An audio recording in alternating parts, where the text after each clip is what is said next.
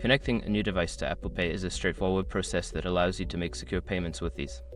Follow these steps to set up Apple Pay quickly on your new device. Step 1. Open Wallet app. Launch the Wallet app on your new Apple device. This app is where you will manage your payment cards and passes. Step 2. Add a card. Tap on the plus icon or add card option within the Wallet app. You will be prompted to either scan your card or enter the card details manually. Step 3. Verify your card. Follow the on-screen instructions to verify your card.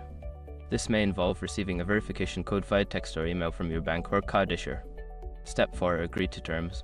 Read and accept the terms and conditions provided by your bank or card issuer.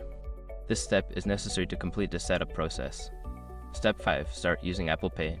Once your card is added and verified, you can start using Apple Pay. Simply hold your device near a contactless payment terminal and authenticate with Face ID, Touch ID, or your passcode. Now you are ready to enjoy the convenience of Apple Pay on your new device. Happy shopping!